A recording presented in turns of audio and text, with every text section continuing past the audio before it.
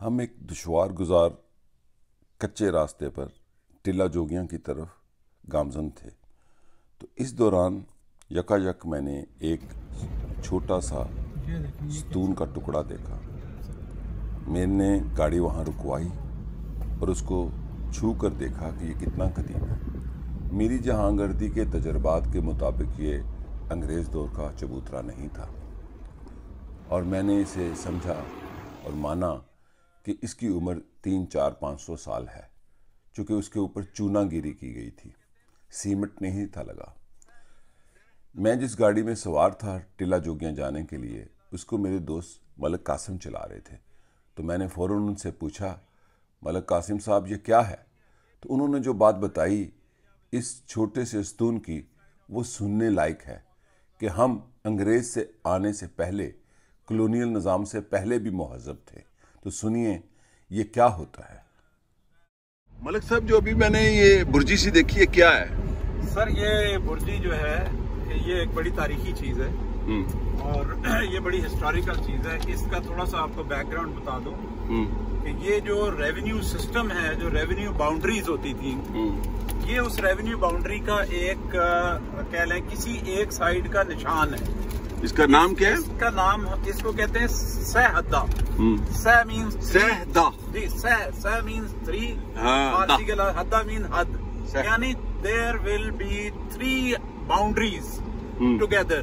ठीक है, maybe this side of the area will be jungle, this side of the area कोई और मौजा होगा और दूसरी साइड, तीसरी साइड पे वो होगा। इसको तरद्दा भी कहते हैं। अच्छा। इसकी सर तारीफ ये है कि जो आपका शहनशाह अकबर थे, उनके 9 रतन थे।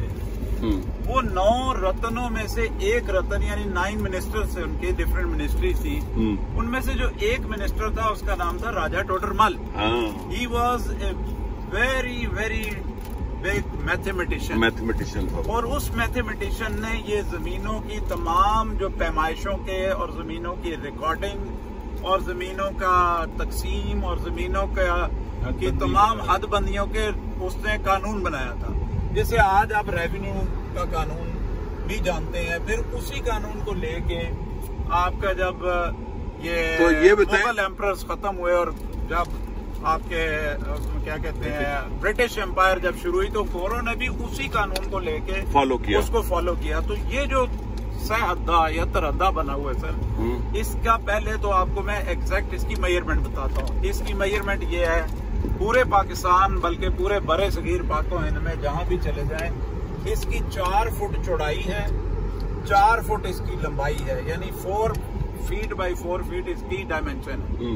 4 ही फुट ये जमीन के अंदर होता है और 4 ही फुट जमीन के ऊपर होना है इसमें। जो जमीन के अंदर है ना सर, वो जमीन के अंदर जब नीचे जाएं तो वहां पे चूनागिरी और कोयला ये बीच में रख के उसके ऊपर नीचे तहें लगा के इस सहहद्दे का एक खास नंबर है। ठीक है जी, वो नंबर और इसका जो नाम है वो उस चूनागिरी, और ये बड़ी इंपॉर्टेंट बात है, सुनने वाली है, चूनागिरी और कोयला के अंदर एक प्रिजर्व हुई हुई तांबे की प्लेट पड़ी हुई है। ठीक है, जो कम से कम 1 फुट बाई 1 फुट की है। उसके ऊपर सर इसी सहहद्दे का नंबर और उसका नाम कंधा हुआ है। और अगर आप इसको डिग करके नीचे से वो निकालेंगे तो आज भी वो तांबे की plate as it is preserved आपको मिलेगी, खराब नहीं हुई होगी।